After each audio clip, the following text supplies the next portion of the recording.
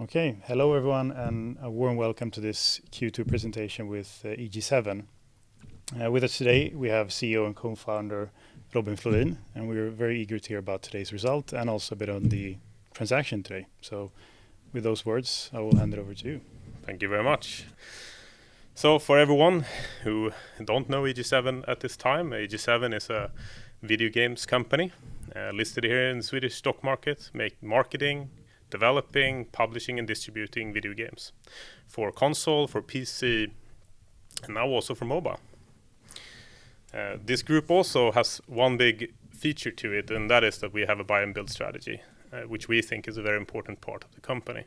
And our specific approach to this is that we also try to really create strong synergies between the different companies and add a platform to those companies. We have a service branch that are not that common in the game industry, combined with our game IP and development. This leads us to our latest acquisition that we did today, Big Blue Bubble. And with that, our 12 months up until Q2 on a pro forma basis would have been 681 million Swedish crowns in revenue and 95 million Swedish crowns in EBITDA. So that's something we're super happy about being able to announce today. Jumping into the Q2, so we've had over 1,000% of net revenue growth from last year's Q2. Super exciting. We've also spent this time during Q2 to consolidate Sold Out and Petrol and all of the new businesses that have joined the company and been ramping up our M&A strategy.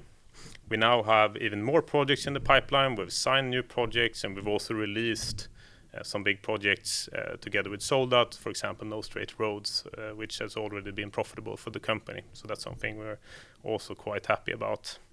And then Petrol, who we were afraid would not perform as well as we expected due to some projects moving out with the COVID effect, has performed really well, and we're super proud of the team for working so hard on delivering that against expectations. And then we have also a stronger pipeline of M&A than we've ever had in the past. The pro forma numbers for Q2 is 189 million in revenue and 26.6 million in EBITDA. And we also now have 270 employees, so quite a big jump, more developers, really exciting for the future of what we can do as a developer. So let's jump into the transaction and the company that we announced this morning, Big Blue Bubble. So Big Blue Bubble is a mainstay in the Canadian games industry. They have offices in London, in Canada, not in our other London office, and then also in San Francisco. This company has been around since 2004. They've been starting out very much like Toadman, a consultancy studios that has eventually been able to grow their own IP, but worked on over 100 plus titles. Some really major titles, and work with Disney, Activision, DreamWorks, and many other companies that you might have heard of before. This company is really good at free-to-play, but have their heart and soul also in console development. And this is one of the things that we really liked about this company. They have own IP that is generating profits, 2 million active users every month, and good revenue and reoccurring revenue and profits that are growing. And today the company on a trailing 12 months would be 12 million CAD and on the revenue basis, and 3.5 million CAD on an EBITDA level. So for us, this was really a company that could, have several really good fits for us. One was that we got IP that are generating profit, something we have promised to look for as an acquisition strategy since we acquired or raised capital, 119 million. This also improves and secures our other titles through experience. So free-to-play experience is something we really wanted to get into the company for titles like Evil, but also makes Big Blue Bubble's launch, where they don't really have a publishing unit or marketing unit in the way we do, and they have Foregone that's coming out as a premium title. And we hope that these things really push together creates a super strong synergy situation, especially as we have this very experienced team that we can help make sure that our games are better, but also get this window now into mobile where we could probably move other IPs into mobile. And that's something people have asked us for, and we always said that the only way we would do that is if we have something like this, where we have a company that give us that experience, not trying to build that up from scratch, but have something that already works. So the transaction in itself, 16 million Canadian dollars upfront, which represents 4.6 multiple on EBITDA, which we think is a very good price, and also, of course, an earn-out that if they get it, we are very happy, and I think all shareholders should be. Even though it is quite big, it also means they have delivered amazing results. And as you know, this is also active, reoccurring revenue, so that would be very, very good for the company. And we think that it's also very important to see that adding these 2 million active users also gives us an ability to cross-market and do many other things that will help the rest of the business. And the experience of those 100 titles, we think, also will secure even more. With looking at things like Antimatter, here we have another studio that has many times delivered very high, critically acclaimed games to make sure that our titles internally are the best they can be. So let's jump back into EG7. So one big thing that happened in the second quarter was that we divided the company into 2 divisions. Traditionally, we would have 3. And why did we do this? Well, one was structurally. We wanted internally to be very clear about the different parts of the company, who is working for what, but also to make it more clear for investors looking at the company, what is part of what. So you can see something like games, for example, where maybe we have heavy investment into games, then that lands in the games revenue segment, and then also profits from those games will land in the game segment, while services represents our services in the companies, for example, our consultancy or our marketing, which is quite a different form of business. And that's why we thought it was very important for people to see. This is how we've seen it for a while internally, and now we've chosen to start talking about it in these terms, both internally and for investors. And this has been part of our consolidation efforts. And in this case, Big Blue Bubble ends up in the game segment, while some companies like Toadman or Sold Out exist within both segments, depending on what part of the company we're talking about. Something else that I think is super important to understand with something like Big Blue Bubble, why would they be super interested in joining parts with us? It's not only because we have a charming personality, I'm sure, but I think that it's very important to look at our platform that we've been talking about. They saw the value in this, and this is our long-term goal, is that we want to be the biggest, smallest company in the world. This is about taking efficient companies and letting them take the scale of a bigger business, but remaining agile. That has always been the goal of the company, and it's something that many of these businesses love. We keep the culture, we let them run the business the way they are very successful at doing, but we add this scale that something like an Activision or a big company could give to them, and this is something we're scaling up to be even better at. And therefore, it's not only to them, a view that of course, they're transacting, they're getting shares, they're being part of the company, but they also have this feeling that they, together with us, will be very successful in the future. That's also very important to understand when we do this acquisition. We talk to them. If this is not what you're interested in, this is not a company to work with. But they were super excited about it. And then this is also, in future transactions, seen more and more as something that is unique if we compare us to some other parties that also do buy and build. So if you jump into M&A, and so our company is really formed on the holding company level. The EG7 is really about this. So we support the businesses, we work really hard with that, integrating between them, finding ways that their knowledge can scale each other, but then also we are running faster than ever on new M&A targets. And we've added the M&A team in the Q2. It's become more efficient, and now we have more opportunities than we've ever seen it before. So it's a very exciting time for us. And we feel that as things are becoming more and more clear, I think investors will see that our platform is very efficient, both in excitement over adding these new companies, IP that we can generate profit from, but also increasing those profits with the help of our service platform. If we jump then to the next slide, we're going to see what is the result of this. And this is, of course, a massive revenue increase. Just in this quarter, like I said, 1,000% from last year's second quarter. The first quarter, 1,000% in revenue increase. So we're hoping to keep this trend of being able to really push. And we've also added 30% EBITDA through this acquisition, which we're also very happy about, which I think should be mentioned. Then jumping into global view, I think it's very important in a business that is global, where people play globally, to understand a global business in a global way. And that's how we also feel about it. So we don't care so much where a company is, but that it fits with us. But we do like expanding into new territories because it teaches us a lot about the gaming space and opens up new doors into those spaces where there might be new interesting companies that gets the eye up for us as a business as well, and also understanding that local market in a better way. And this time it's Canada, of course, opening a new office in the US as well, in San Francisco, and then also getting two really great names, Damir and Claudette, who's the founders of the company, on board to help us become even more successful in the future. And this also, we can see, have now a even bigger track record than ever before, adding 100 titles on the track record plus our 50 that we had before, 150 titles.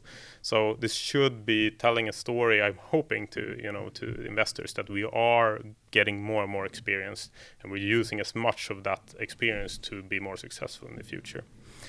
But it's not only about what happened in the past, right? So we also see that it's super exciting that we are getting more and more titles, because this is an industry where even a talented team can have hardships, but portfolio play means that it's getting greater and greater option value for a big success.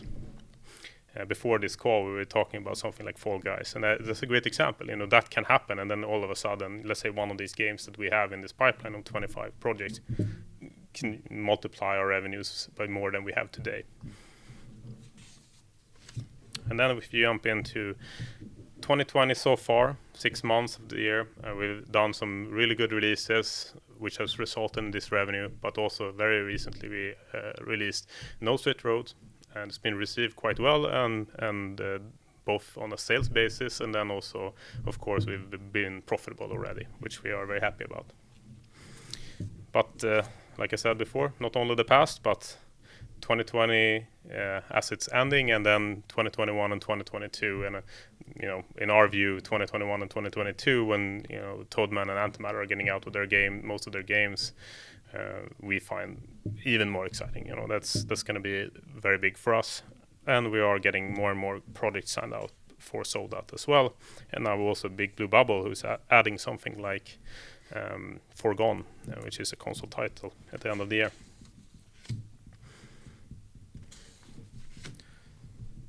If we look at EG7 as an investment, I think one thing that's really great right now is that we feel we have a great market position. We are not too big to be slow in the way we move ourselves, but in big enough to really start getting that benefit of scale, and getting more and more interest. We see that we have better than ever potential for M&A. There are a lot of IPs that we're looking at, and also, of course, we see a lot of opportunity for further digital investment through sold out, like No Straight Roads, both acquiring titles or investing internal in titles. Another part of investment into this company is that we, at least me, I find this as the biggest shareholder to date. I find it very important that this isn't a story about a management team that takes huge bonuses and walks away. This is a story about a team that really care about creating shareholder value, and that's everywhere from me to all of the management team and all of these companies that we have acquired. They have a strong vested interest in us being successful into the future, and 65% is held by management, these people, and the board. So that's a very big part of the company today. So investing in this company, taking part of the gaming industry, growing trend, we have a lot to go. There's a lot of growth potential for us as a business, and I think that's super interesting. We have an M&A team that's shown over and over again that we're able to do deals like this and attract more and more talent into the company, and I think that this is going to prove over time to be some of the strongest reasons to invest in this company. we have a bunch of questions here to ask you, both from us at Carnegie, but also from our previous conference call. So I guess we'll just get it right into it, and jump in. You stop me if you ever get tired. So starting with, I think on the M&A side, I guess that's most interesting news flash of today. The acquisition of Big Blue Bubble. If we start with the considerable earnout tied to this deal, and it's all, of course, conditional based if they succeed. Could you talk a bit on what kind of milestones do they have here? What kind of timeline are we looking at? I would say, we really viewed, so when we talked to the company, they really saw a massive increase in their ability to generate profits in the future with some of the stuff they're working on. And we said, okay, let's put that to paper then. So if they do as well as they think they will, I think all shareholders will be very happy with paying them that money. That's, it will be a really good deal for all of us. If they don't, if they keep doing what they do today and grow at the rate they have been, we won't be paying that amount of money out, but we are still happy. So, we've really tried to make sure that this is a deal where they feel really motivated to succeed as big as they think they will. But I don't think any shareholder should fear that this will be negatively impacting the company. In the other way, this is a motivation for them to perform better than ever. Yeah, of course. And can we talk a little about this asset specifically? Split revenue per game. What does the concentration look like in terms of their title base? So their mobile titles is most of the revenue today, but that's also because console. So maybe they have 15 to 20% on console, and then the rest is on mobile. And the biggest title is My Singing Monsters, of course, and some other ancillary titles. Across that, they have 2 million active users, but of course, that also one of the reasons is they've done mostly mobile for a few years now. While their history is in console, and now they're coming back into console as a strategic move that they've been sort of feeling this, that there's an intersection there. And that's something we talked about the team too, and we feel the same way, that there is starting to become more of an intersection between these two areas. And so I think that we should also see what happens when these console titles come out. In terms of revenue, will of course be affected by that. And talking a little bit about their historic performance, what kind of growth rates have we seen in this company prior to joining you today? So maybe 20 to 30% a year in growth in both EBITDA and revenue, which stay quite static over the last 3-4 years, in terms of margins and so on. And do you want to say anything about how much you think you can scale this now joining your platform? I'm of course hoping that they will get all the earnout. Let's just say that, and then we can say, what would that mean in a good multiple for all of us. Let's continue then on M&A more on a general note. First, maybe on Big Blue Bubble, how did you come out sourcing this deal, and also maybe a background on how you typically source a transaction you find? Yeah, so usually we source through network. This time, we brought in a new team of M&A, and they've been growing our pipeline by, connecting both through their own networks. We had Chris Bergstrasser, who is the CEO of the company in the EG7 group, who has a strong track record of M&A in the past. From Konami to Sega, president of Sega Europe, and then MTG here in Stockholm, how we got connected with him. And he's used his network in some ways, to find target, but then also through our team. There are several people there now that this is what they do. They go talk to these companies and try to get more companies in, and then of course my network and so on keeps using that. But then also the network effect of these companies. So these companies gives us their network and saying, hey, these guys are great to work with. Do you want to come on board? So that's also increased our pipeline quite significantly. The hardest part is just finding, it's about timing, it is about working up these relationships, and then of course, we look through a lot of companies and they might not be the right fit. But then, as the pipeline has been increasing, we see now that we're feeling very positive about the future of M&A.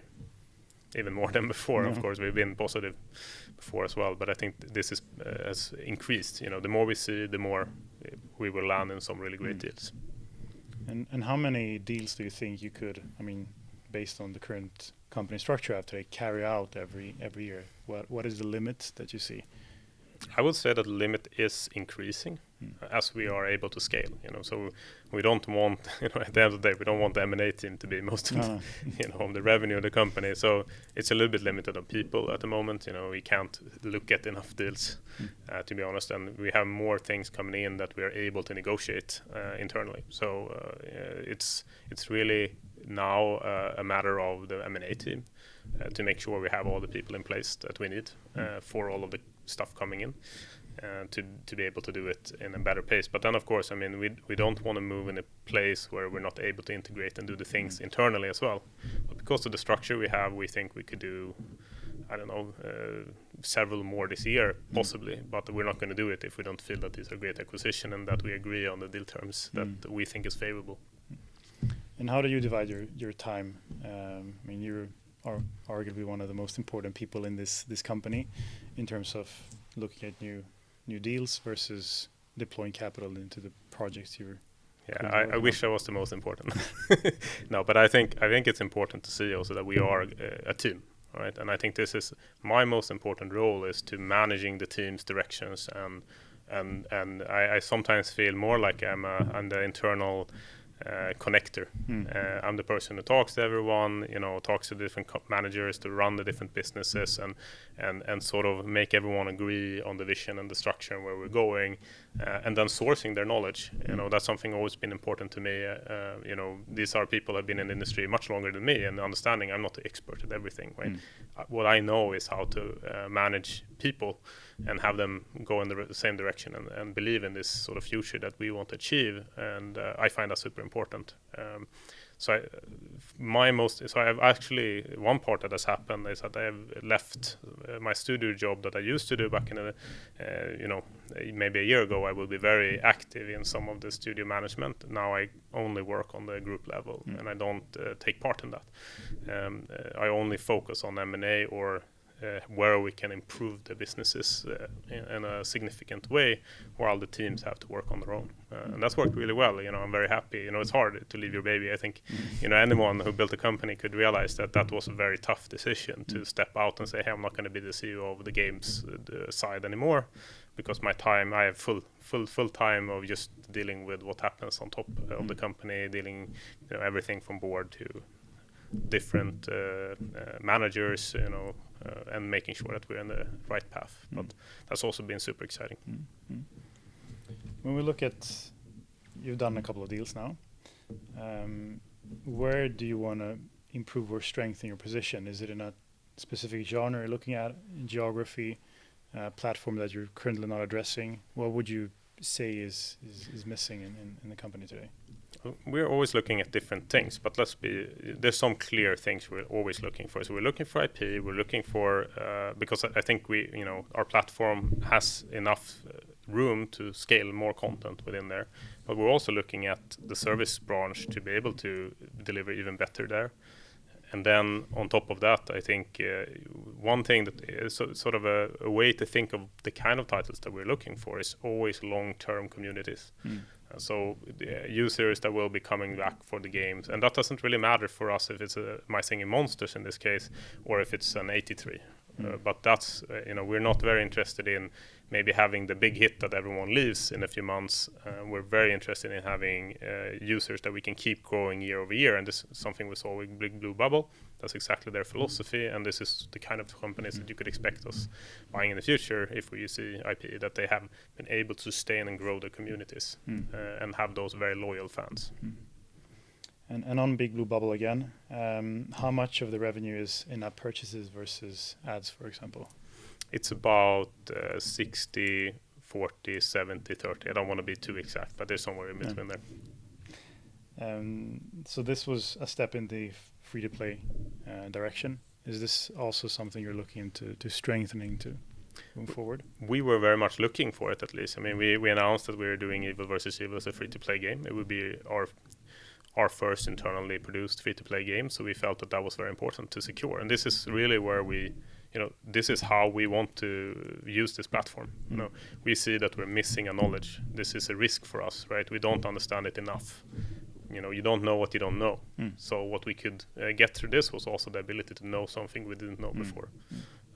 It doesn't mean that everything is going to turn free to play. I think a game should be what it's best at. So 83, is that a free-to-play game? No, I don't think that's what the consumers there want. We're very happy to do that game the way they want it. So that's sort of the answer. I don't think the business model is not the most important to us. It is that it's profitable and that consumers are happy and that we have long-term committed customers that come back. And again, on the M&A side, you're not alone to look to consolidate the market. There are other players doing it. At the same time, it's quite fragmented.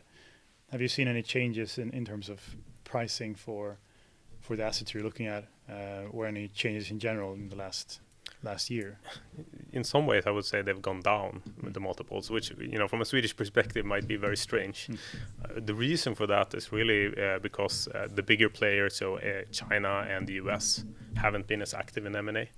And so from our perspective, we think it's very active right now, but they haven't been as active, which means that the bidding wars have become sort of decreased, actually. Especially China is moving out of it quite heavily due to, I guess, regulations. And I don't know why, but that has, and they've in the past been quite high on multiples, and now we're seeing sort of more normal multiples that we would expect these companies at, and that makes us very happy. I think that, and there's quite a lot of companies out there too. As we're seeing a lot of them, we know that. So we think that it's a great market for us right now, and for the other, of course, here in Sweden. I think it's a good timing for a lot of these companies, including us, to be out there. Speaking a bit about your release schedule, you have some near-term releases now. No Straight Roads has been quite successful, it seems, based on critic reviews. Also, what we see in terms of general activity on medias and stuff. Same with Descenders. Could you talk a little bit about, the performance now in the first couple of days here? Those are very important for. So on pure performance, and I can't tell the future, right? So they might just drop off. But in a very short time, we're very happy with the sales that we've seen so far. We think that they are performing over expectations from what we calculated. But like I said, that's with a few days to know. Do you have a budget for it? Where you think it could reach? Of course, we have expectations. Totally, we don't want to go out with what because there's so big ranges usually. But we know we are profitable, which is always good. You have a service division as well, and parts of it is as a work for hire basis. Going forward, you're growing your project pipeline and base there. Do you see this going more into your current projects and less towards external projects? And how do you see this development in coming years? Of course, owning internal games is always great, but we have always loved our consultancy business because it gives us not only connections to businesses that might be potential targets in the future, but also for the fact that we learn a lot. It's very easy to get stuck in your own ways when you have your own team just sitting at home doing their thing together. And by jumping between projects and teams, you learn so much about what's happening in the development, what kind of new technologies are out there, and that to us has been very, very good. So I don't think. And it is, relatively to what we used to do is much smaller, and that's been, of course, intentional as we invest heavily in but removing it, I don't think so. Not what I know today. For these type of businesses, one could talk about utilization rates, for example. To what extent is that division fully utilized, or at 50%, 70%, 80%, to give us an idea of 120. 120. Maybe even more, to be honest. It's they're so over. They need vacation. Yes, we pushed their vacation, I think, for some of the teams 2 months because they just had to get stuff done. But now they've had vacation. But it's actually, we need to scale, but we haven't yet. The demand is there. For sure. I think it's more than ever. There's so many companies who want talented, including ourselves. So that's why, and of course, you can't just hire, and then this, that's one of the reasons why consultants are so great. You can't just be 200 tomorrow and think that that's going to work. These are teams that are extremely good at what they do, and they're hard to find. That's also so. That's good right now for us. It's very valuable to have that inside the company. Yeah, for sure, and that has helped. We've been able to utilize it internally already. On the cash flows, what is the reason for the weaker cash flow or the working capital buildup in in the quarter? Yeah, so that's because of sold out and petrol outgoing stuff. For example, sold out, it's revenue payments going out. We have fluctuations in our cash flow, and this is, of course, you have to think this is a snapshot at the moment of the closing of Q2, and that happens all the time. It goes up and down depending on where we pay out and doesn't pay out. On the gaming sector in general and digital businesses, we've seen, of course, an acceleration due to this pandemic today. Can you say anything about your player base and how that has behaved now? Would you still see it's on higher than normal levels? And what kind of activity do you expect for the general market and for yourselves? My view is that there are sort of two sides to this. So I think, of course, they're going to be lower. The market is going to lower down as people open up. In the terms of, I would say, the people have now been playing way more than they usually do. But on the other side, we've had a positive effect, which is that a lot of new people are coming into this that didn't used to play before. And I think that those players, because this is new to them and they're getting excited and they play the games for the first time, we can see that their retention rates are as high as other players' retention rates. So I think a bigger role for the, one of those is an anecdote, but my sister, baby sister, she's 10 years younger than me, never loved games. She's a movie person. She doesn't like games. I played games since I was a kid. She's like, games. And she used to, when Corona hit, she's like, can I get a Switch? What's a Switch? That seems awesome. Can I get some games? What game should I play? And that, to me, is anecdotal, but we can also see it in the data that I think those markets you're going to see and sort of jump into the future for the entire sector. So we've had the growth anyway year by year, but now I think we might have been growing, let's say 20% this year or 30% instead of 10 that we expected, or 12 for the sector. And now you have quite a number of titles under your belt, so you have quite a sizable back catalog. Do you have any? Adding to, of course, the M&A you've carried out, do you have any sense of the growth rate in this catalog now? In the catalog of titles, how many?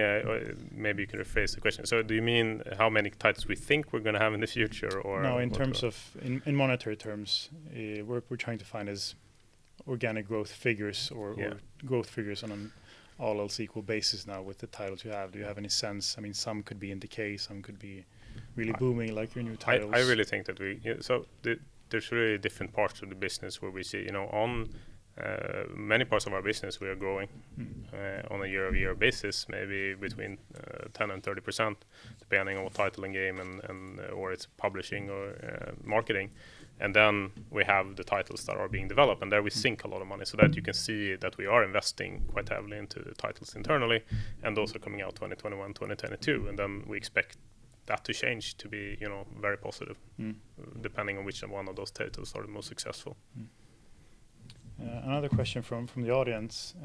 Could you please elaborate on the new segments and how sold out and petrol fit into these segments?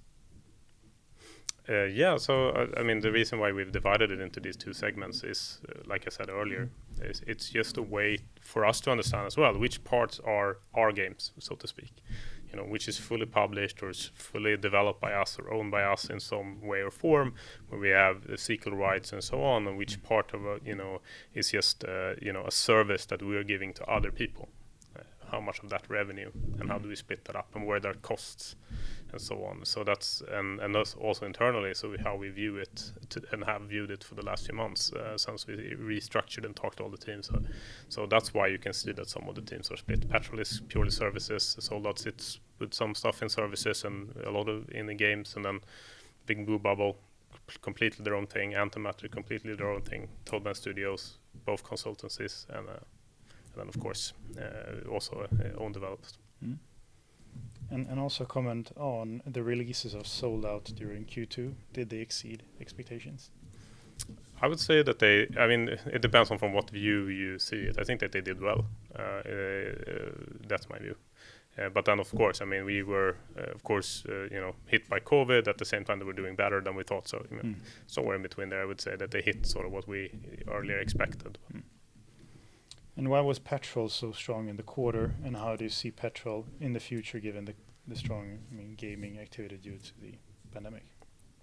I think it's very positive for the future, but we were impressed with the team's delivery on the final sprint, especially as we had early signs of a lot of things moving out of the quarter because of COVID. So they were good at getting more jobs, I guess, and delivered well and worked really hard. Yeah. On Evil versus Evil, what kind of launch window do you see here? And also maybe put in perspective to what kind of competing releases you may see. Would that affect the timing of this? Of course it can. I've always said that for us it's very important that when we do a game, we do it right now, right? That we believe. I mean, of course, some games you might release them and say, okay, let's see what we can get back. This is not going to work. But on the bigger scale of things, we this is a title we are very excited about, and we're gonna make sure it works. And for that we will see. We have not announced whether we're going to push it or not. And when we do, you'll know. But if we do it, would probably be related to the fact that we can make it better. And we believe that there's better market timing. Where do you see EG7 in a 3 to 5 year perspective? Well, I'm hoping that we're going to be one of the biggest game companies around. Or I wouldn't even say big, one of the more successful. I think is more important. It's not only about scale, it's also about the titles that we produce. I'm really hoping that people are going to know the names of our studios for the titles that they do, even more so than they used to. And that we are very profitable on the bottom line. Very good. Thank you very much for a good presentation, and that concludes the questions. Thank you very much, and thank you everyone. Thank you.